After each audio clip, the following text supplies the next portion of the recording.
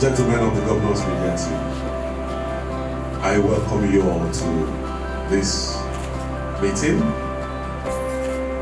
It's in line with what we have been doing as media practitioners, specifically working for His Excellency, the Governor of Anambra State, Chief Dr. William Obiano. This the media meeting, Honorable Commissioner, is what we call the friendly media.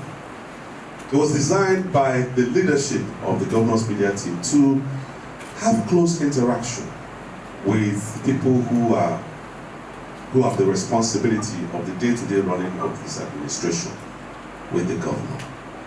Commissioners, advisors, MDs of parastatals of government, and anybody that has been part of the progress being made in this state in terms of governance.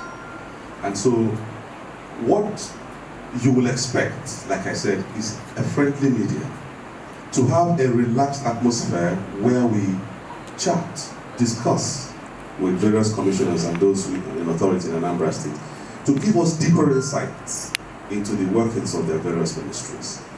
Honorable Commissioner for Women and Children Affairs, I have known you for as long as I have been around here, and I've seen you do your work diligently, always with a smile.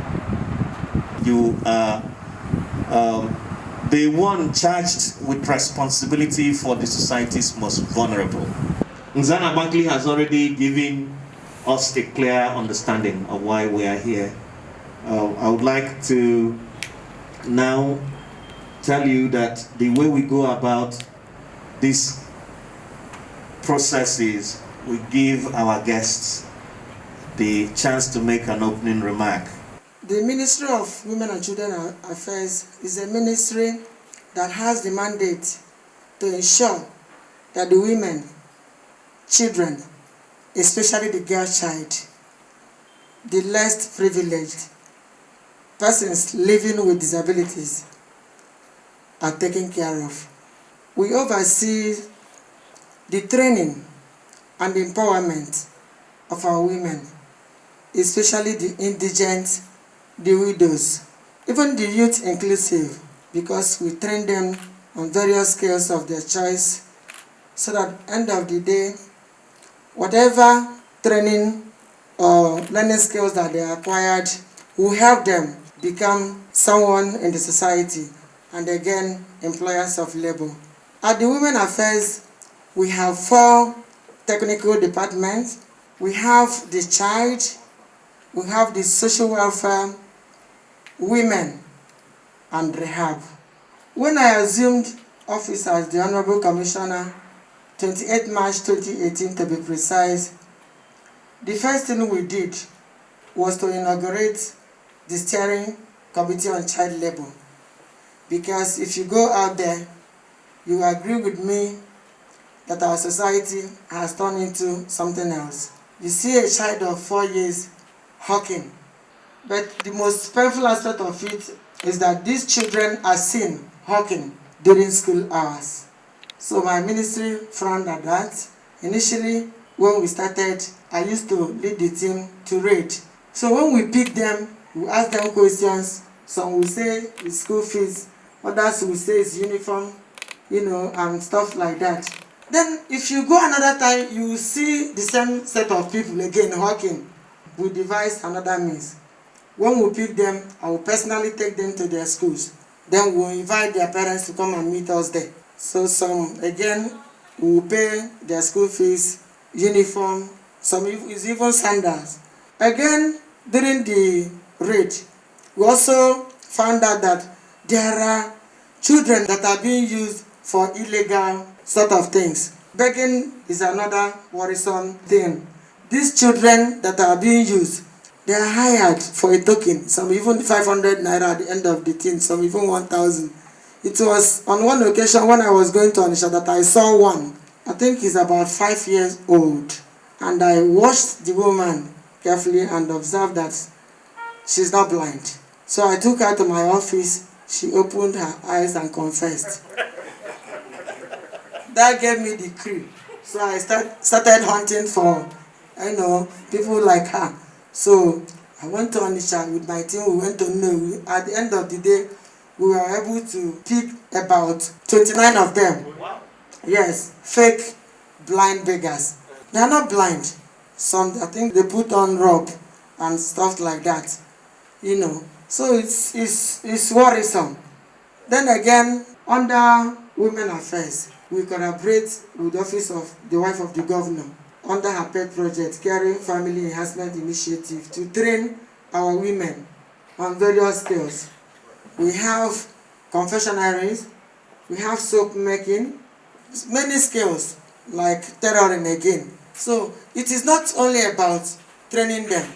After the training, Her Excellency, the wife of the governor, Chief Mrs. Obiano, using her NGO again, will empower the women.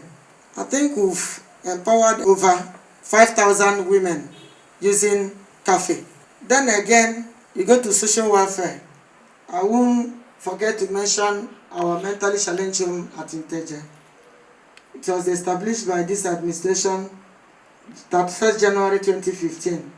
How we pick people there is that we go out again to raid our brothers and sisters who are also roaming the streets because of one element or the other.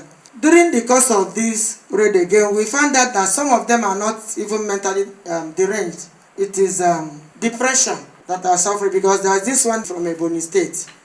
He has been roaming in the street for the past 3 years, but he's not mentally challenged. It's just depression. At Inteje there, we have treated and rehabilitated over 100 persons. Just last year and this year alone, I think we've reunited about 69 persons back to their families. But before then, we normally give them skills again. We have our skill acquisition there at Inteje. You will learn skill of your choice. Some are doing tailoring, some are doing shoemaking, and any other thing that they want to learn before we also empower them to go back. Then again, under social welfare, we have 1,001 cases piling up there, ranging from violence against persons. Since I assumed office, about 40 marriages that are having problems. Some of them, wanted divorce. But after giving them counseling and other solution that ordinarily they wouldn't have gotten anywhere, we normally give that at the Department of Social Welfare. So at the end of the day, they will go home happily. Thank you. Well, I think that was a very excellent opening. All right, Honorable Commissioner, I just wanted to find out, a mother that you are, if you step out and you encounter some of the things that you just shared with us here, is enough to break you. You meet a 4-year-old child who has been paid maybe 200 naira to act as a beggar or something.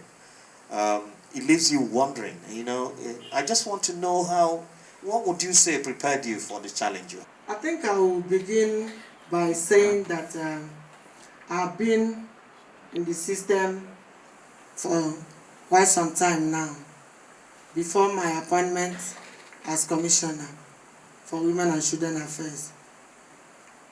The first motivation is my God, because without Him, I will do absolutely nothing. Then again is what Her Excellency Chief Dr. Mrs. Obiano, Osodieme, the wife of the Governor of Anambra State, is doing using her pet project. You see her passion? So I have been observing her ever before my appointment, and I have my own compassion that, spurs me into facing up with the challenges before me. Again, I'm a mother. I have passion. So when I see a child of about 4 years that should be in the classroom, hawking pure water, and when you see the content is just about 5 or 6 sachets. My dear, I couldn't but help out. Congratulations on the good work your ministry is doing. You said you have your empowerment program for women. Could you enlighten us more on this in terms of coverage in the states? Is it something you do every year? How many local governments are involved? How many towns are involved? The first one is the one that is domiciled in the Department of Women Affairs for widows and indigent women. Then, but the major one is again the one that we are collaborating with CAFE. It is an annual event. Every year, August, September, we normally embark on the tour of all the communities in the state. The selection, we first of all do what we call Mother Summit. There we invite all the NGOs, CSOs, all the women groups in the state. There, we now inform them of the community tour that we will embark upon. 30 women per community, 15 children per community, then 8 disabled persons per community. In our own ministry, I think we have 189 communities as against what we have in the state. The reason being that we want to carry everybody along. For instance, Nnewi North has only Nnewi North, but we now divided it into 4, so that we now have Nnewi Ichi, Otolo, Uruagu, and other community there. Same with Onitsha South. Instead of saying Onitsha South, we narrowed it down to Fege, Odapu, So that is how we come about having 189, so that all the vulnerable groups will be captured. A particular reference to the girl child seems to be on the rise. I want to know, as the activities surrounding this are domiciled in your ministry, what is your ministry doing to sponsor legislations, advocacies, and what have you, to end this violence against the girl child? Thank you. The issue of rape is now becoming a global pandemic, just like COVID-19, because it is on the increase. Every day you must get a report. But first of all, I want to appreciate the workaholic governor of Anambra State, His Excellency Dr. Chief Willie Madabrochko Obiano, Abokwedike, for his support. Number 1, September 17, 2019, he established, in collaboration with ROLAC, Rule of Law and Anti-Corruption, under British Council, European Union, a center at Enugu called Ntasi, Sexual Assault Referral Center. There, you can go now and report any case, because initially people are afraid, so they don't tend to report. Like yesterday, the recorded cases there are 103 at Ntasi. It is on the increase because people are now aware of the center. Before, they don't, because they will feel that when I go to police station to report, police will say, how did you get the information? Who tested you? All kind of questions. So they will be afraid. For instance, there is this case from Onitsha. A reference sister reported the case to my ministry, and I invited the parents of the girl child. The girl told the sister in confidence that the young man started raping her when she was in her primary 5. But when the case got to me, the girl is in JS2. So you see the trauma, the emotion this girl has been passing through.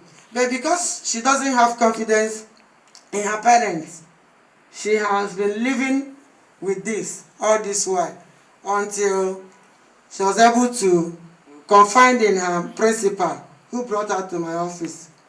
You know what? I invited the parents. The man was like, I will kill you today. The man wanted to strangle the girl in my presence. Reason being, why will you report this case? Who asked you to report? Do you want them to kill me? Do you want them to do, stuff like that?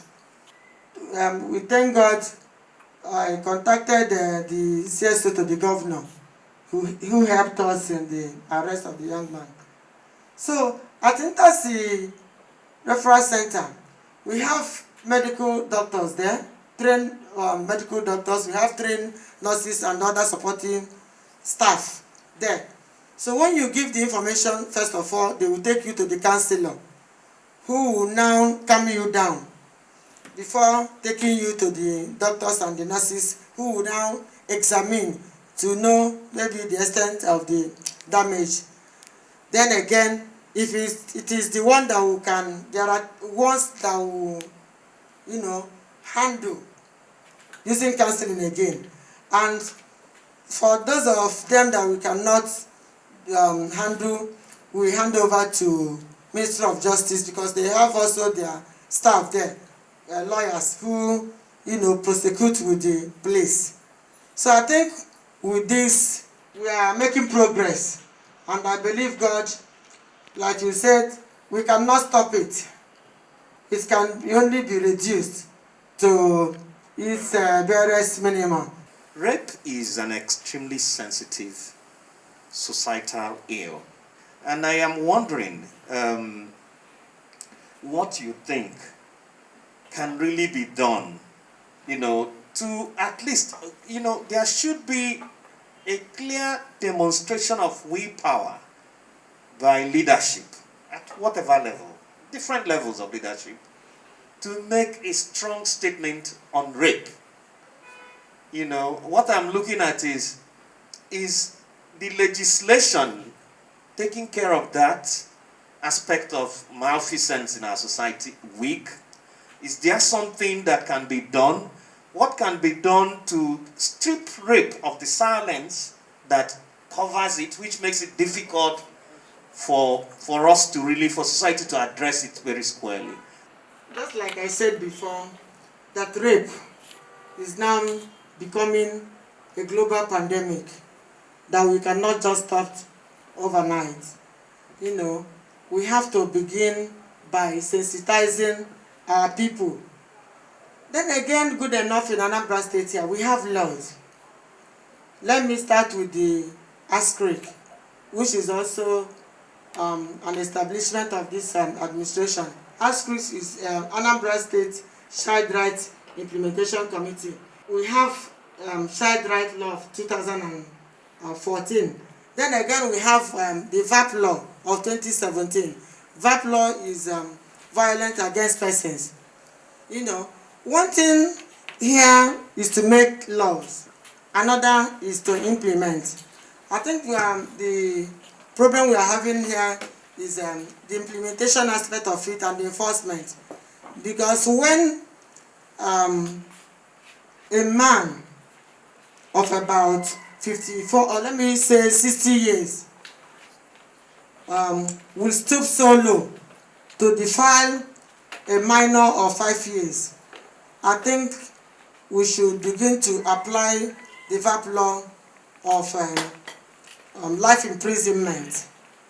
Though there is aspect of the law that says 14 years.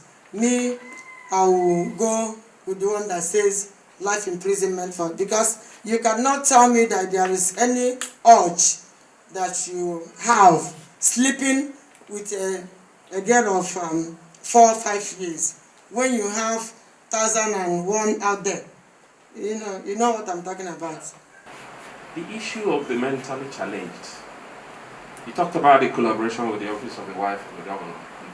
I want you to please explain to, because most people have seen the successes recorded in that area, and they're anxious to bring their people to the center.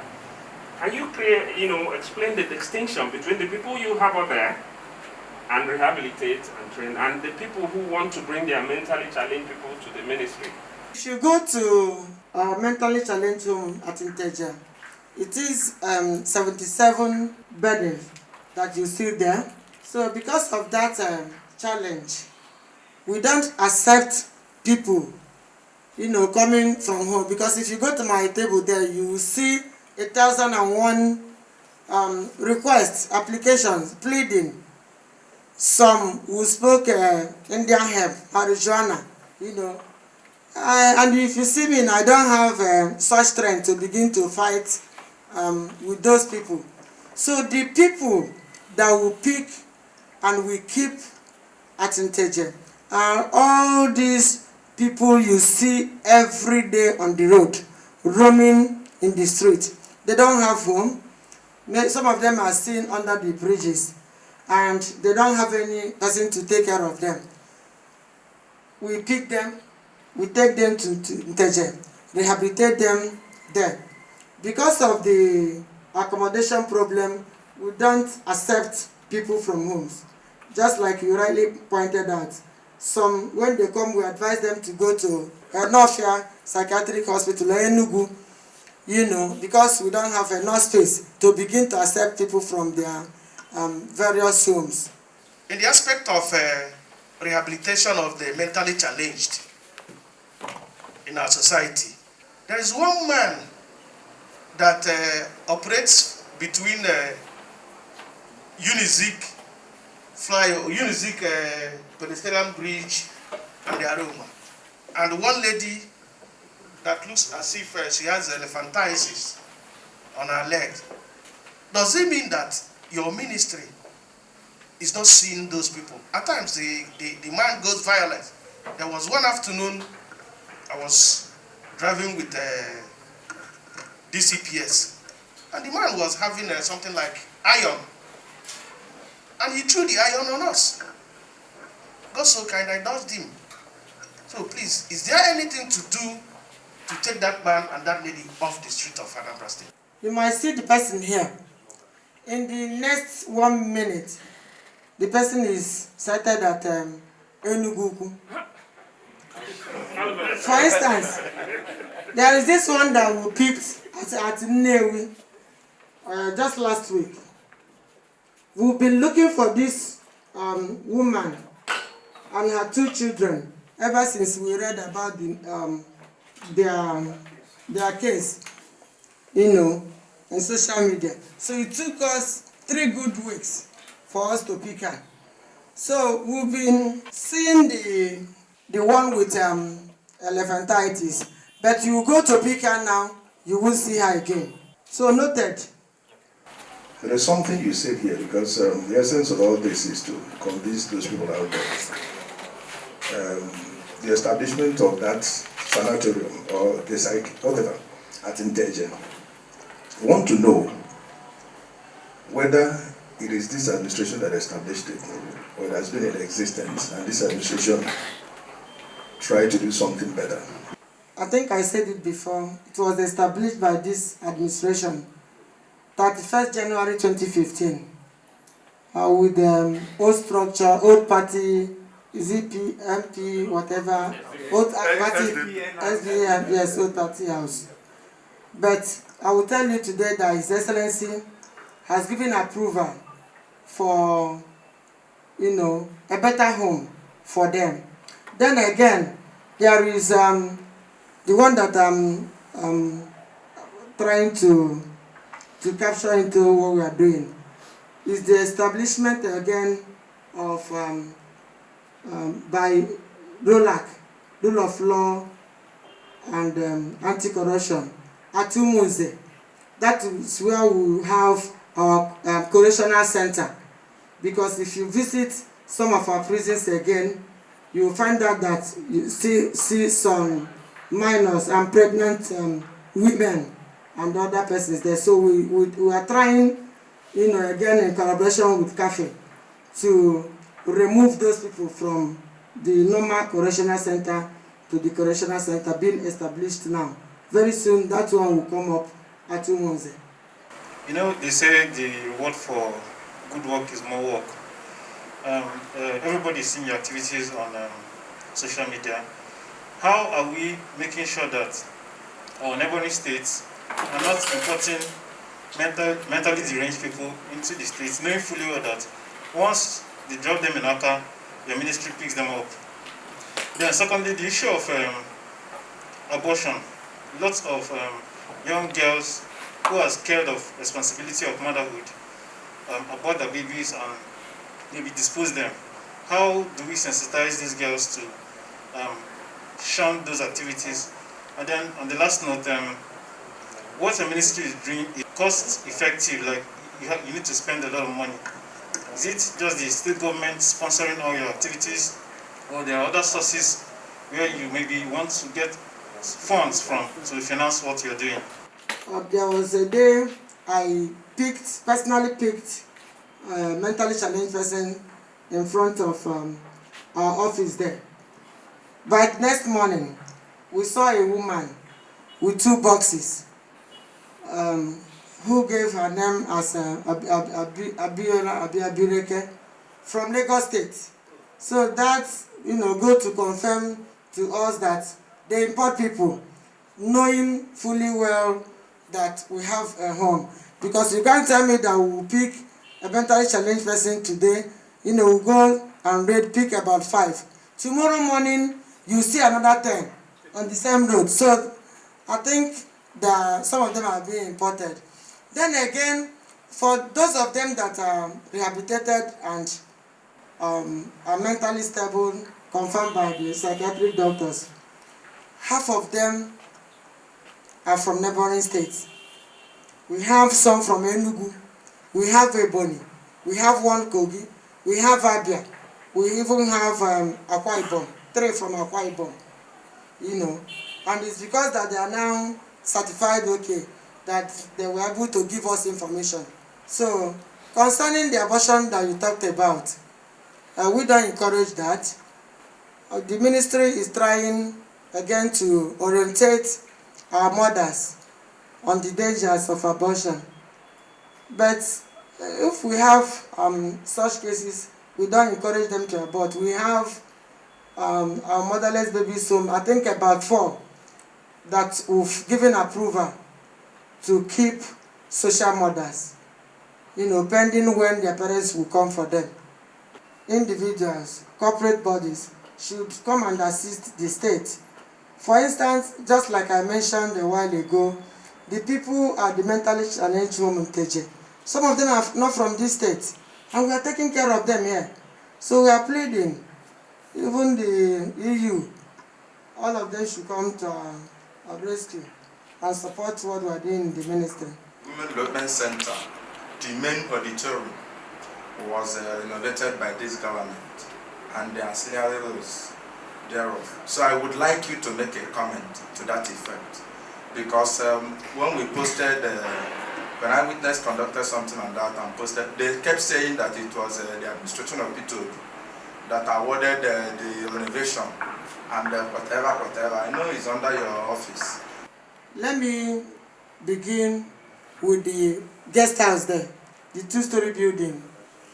When this administration came on board, they have the structure there. But if you go there now, not only that it has been renovated, the place is now in use. You can come, I'll give you discount in the rooms there. Take note. Then again, you come to the main bowl of the Professor Dorak in the Women Development Center. It is renovated by this administration. If you come behind the office again, you see a 2-story building, ongoing project now that will house the entire Ministry of Women and Children Affairs. I think it's in the decking level now. Then you see the amphitheater. It's an abandoned project, but it is now, the work now is ongoing. It is being done by this administration. I came to that ministry in 2018. We don't have anything like water there. This administration led by Dr. William Obiano not only sang a borehole for us, we are using the water in our offices now. The motherless babies home, your ministry is superintending. How many are there? What are they? Where are they sited? And people have this impression that when you go to a motherless baby's home, that the people taking care, that the staff who take care of those centers are always better fed and nourished than the children under their care. So, do you have a way of checking into what they are doing to see that those children are properly taken care of? Last year, we embarked on inspection of all the homes, because if you listen to news and people's comments, you find out that there are many of them that are just running illegal homes. So when I assumed office and they gave me the data of all the homes, some of them are owned by individuals, one for state, then other state again, but under local government. So I went there myself. At the end of the day, I was able to close down 3 because of what you just mentioned.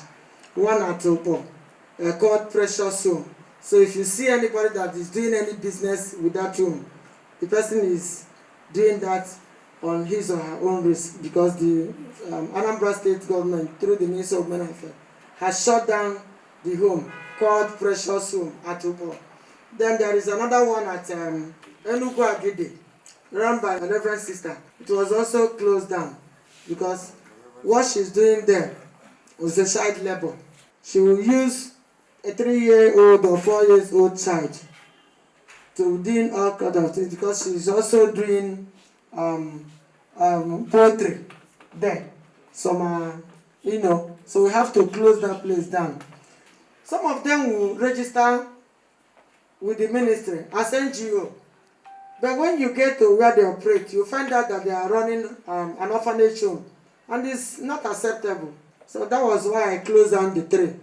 There are some of them again that are operating illegal, but we've not seen them because they don't have, some of them are doing it inside their room and inside their palace, so we've not been able to see them. But we are watching. So we are monitoring what they are doing, and I assure you, we are making progress. I believe that most of us as members of the governor's media team have benefited from this media chat, and you will see the positive translation of all this. We are also gender sensitive, like I said before, even though I took one of your staff by surprise. As we were progressing, some of our lady colleagues walked in. We'll say They are still walking in. and they're still walking in. So I'll ask one of them to give a vote of thanks. What you do in your ministry is very obvious to everybody, and like my colleague said, even the opposition can see what you're doing. So on behalf of the media team, we want to thank you for giving insightfulness into what your ministry is doing. You have changed the mindset of a lot of women in the States. They're comfortable coming to you to talk about things that they were embarrassed or ashamed of talking about. On a one-on-one basis, I've had an interview with you too, and it's obvious that your passion for women and children goes beyond the gloss of civil service. You're doing it because you enjoy what you're doing. You're doing it because you're passionate about it, and we want to thank you very much for that. I think basically that's all we want to say. Thank you for your time. Thank you for making out.